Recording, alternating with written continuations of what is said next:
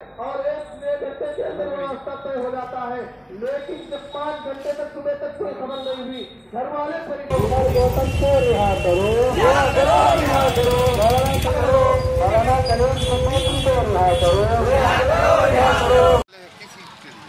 ATS के ज़रिए हज़रत मौलाना कलीम सिद्दीकी साहब दामद बरकातुहुमुल आलिया की गिरफ़्तारी हुई है। ये गिरफ़्तारी नहीं है, एक सियासी साजिश है और इस सियासी साजिश के ख़िलाफ़ हम लोग एक प्रदर्शन कर रहे हैं। मौलाना को 10 दिन के लिए पुलिस रिमांड में भेजा गया है।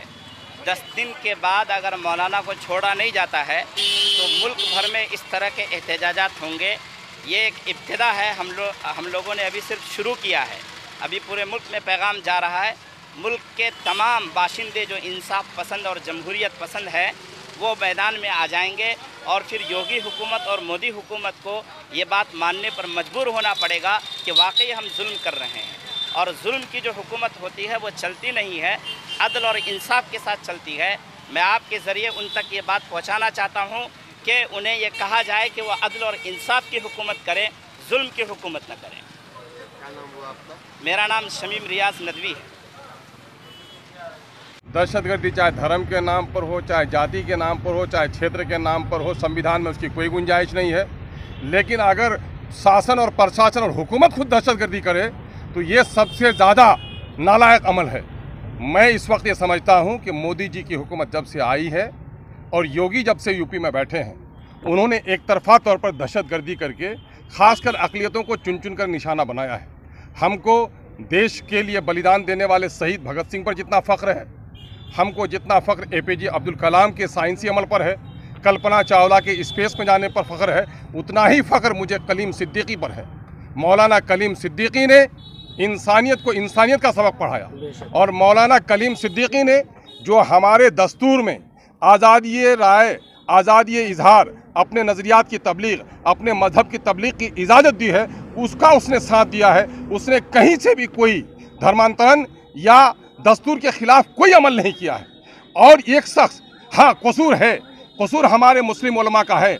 कसूर ये है कि अंग्रेज़ों ने जब यहाँ से राम भक्तों के दिलों से राम की आस्था निकालकर उनके धर्म परिवर्तन करने की कोशिश की, जब हिंदुस्तान में बसने वाले हिंदू मुस्लिम सिख ईसाइयों को धर्म परिवर्तन करने का दबाव डाला अंग्रेजों ने, तो उस वक्त गंगा जमनी तहजीब, राम की आस्था और रहमान के अकीदा को बचाने के लिए अगर किसी ने गर्दन कटाई है तो हमारे उलमा ने गर्दन कटाई है, मौलाना कलीमुद्दीन के असलाफ ने गर्दन कटाई है। हाँ, एक और बड़ा कसूर है। एक बड़ा कसूर ये है कि ये हिंदुस्तान, ये भारत की सरजमीन, ये हमारी धरती जिसे हम इंडिया कहते हैं, यहाँ पर कुछ लोग धर्म का सहारा लेकर, जाति का सहारा लेकर दलितों को मलिच कहा, दलितों को शूद्र कहा और उनसे ऐसे ऐसे काम लिए जो जानवरों से नहीं लिया जाता था। सुअर और कुत्ते को इज्जत थी लेकिन दलितों को इज्जत नहीं थी। कलीम सिद्दीकी और कलीम सिद्दीकी के पूर्वजों ने, हमारे उलमा ने तकरीम इंसानियत का, सारे इंसान एक माँ बाप के संतान है, ये पाठ पढ़ा है। ये सबसे बड़ा जुल्म है। अगर ये जुल्म है तो ये जुल्म करना हर शरीफ इंसान पर वाजिब है और ये जुल्म हम करते रहेंगे। अगर इंसानियत को कोई मिटाना चाहेगा